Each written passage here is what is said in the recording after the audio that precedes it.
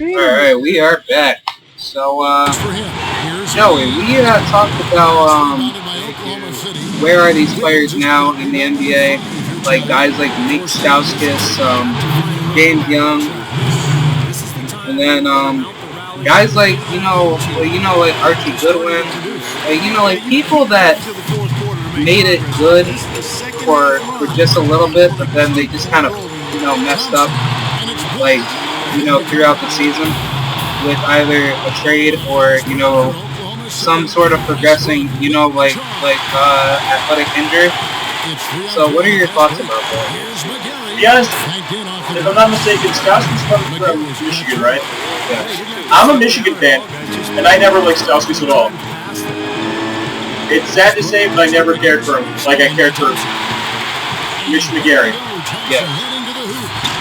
Another guy like Trey Burke was one of those, was a former player of the year, and I feel like he hasn't done anything. Also, he's against a team that needs a major rebound and needs like a new change of system, which is the Jazz. Yep. The team he originally got picked to would have been a great fit for him. Yep. And I just don't really think that guys like just like this year's draft class, like we never seen Marcus Smart coming up for like being in discussion for one of the good like underdog rookies, nor with some other people that I forgot their names. Like just a lot of people, like Nick Johnson, like he didn't get talked about. I didn't hear his name floating around for some of the better rookies.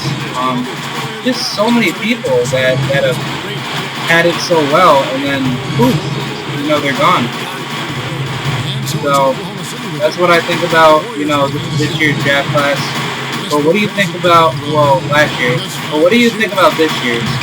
Like, do you think guys like Devin Booker or like the Harrison twins will make a good like NBA career in their first year? I honestly feel like this will be a year that you see a rising amount of European players being selected. And you know what? It's funny because I made a paper on that the NBA needs to look more at European players than American-born players. Well, I mean, there is this one guy who is an American-born player who is currently playing in the Chinese league. Yeah, Moutier, but like that doesn't make sense. But I thought you were trying to say like European-born players that are actually really good, and that's true. Like guys like or just international players in general. I mean, yeah, international players like you never know when you're gonna have another Tony Parker. Yeah, like you never know when you're gonna have like another Kevin Durant. Well, he's American born. Yeah. But basically, you're never gonna know if you're gonna have somebody like Boris Diaw. Like you never know. Or Amano Ginobili. Yeah. Or Serge Ibaka. Yeah. But before we continue more about this, I gotta use the bathroom real quick, so I will be right back. But you know what? I was thinking for the summer, but they're gonna keep him. It's gonna be like back here in the late, pretty much like engagement. So all upon that night, he's still alive. So once I really get his backstory. Seems like he's taking damage. Only a little more. Look at it, I'm dead. 60 more days. But, actually see what's going to happen. And, the good thing about Mortal Kombat is that, I'm pretty sure it's not going to be no more tactics. Which I just didn't like tactics, but, I'm pretty happy to play the action stuff. So I'm going to me plus my cousin, the other friends that have Mortal Kombat, and play together. And we start fighting other people. So that'd be pretty cool. But I was pretty much thinking that, you know, we like people have to, you know, beat them, like kind of like a ladder system. So like whoever goes first and that person they stay on, and the next person on there. You know, I like that system, but at the same time, you know, like I like the other way around where like everybody likes each other and everyone talks about friends. So that's what I like about the whole system. You know what I mean? Look at this, I have to Cell. Cell knows, you know, Cell. Man, you just can't beat me, I'm sorry. You just can't beat me. You're not perfect, Cell. You suck. Oh. And, you know, what else was I gonna say? I was gonna try to get back into that PS4 series with Xenoverse, because, you know, like, me being security in there, I feel like crap. Yeah, I felt like I was passed out, everything was working out that day. Now today, I feel 100%, always do. After you have like a very bad day, perfect cell.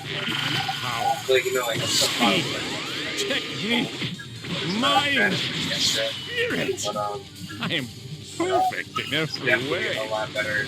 I am perfect cell. The other day. Nothing's perfect, Cell. It's perfect, Not even Cell. you. You're not perfect. God.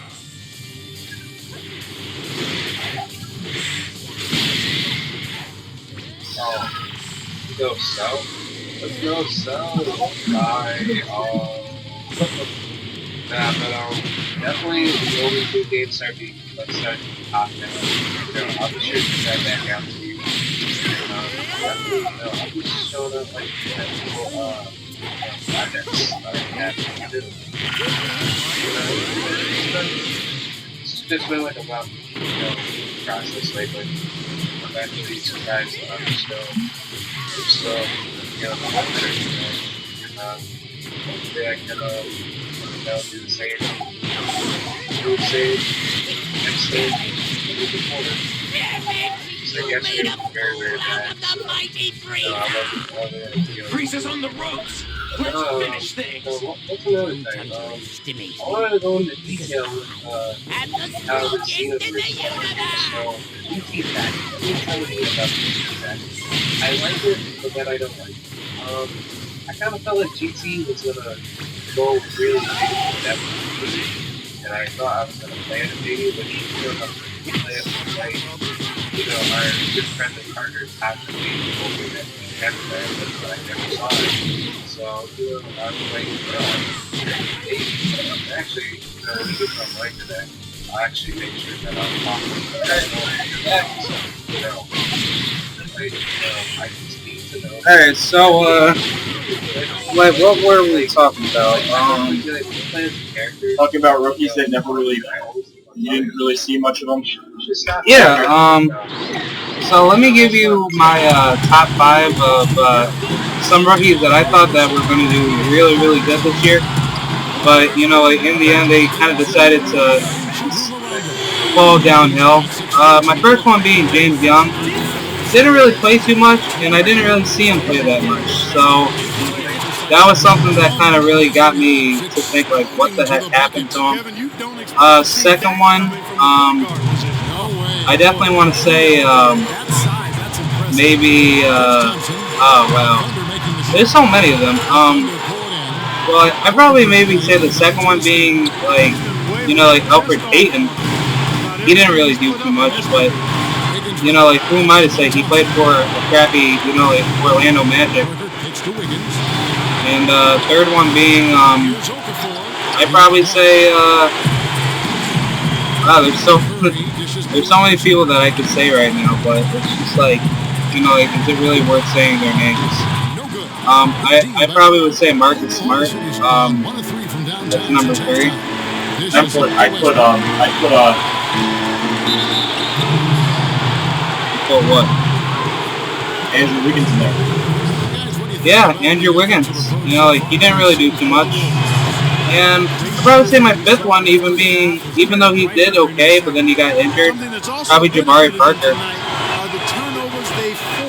You know, like, he did all right, but that day when he got injured, like, that kind of gave the signal saying that he was just done for the whole season. But yeah, you know, I wanted to talk about some more foreign players. So this kid, he's actually ranked number 1 in the whole country for his position, and I think you might know his name, Joey.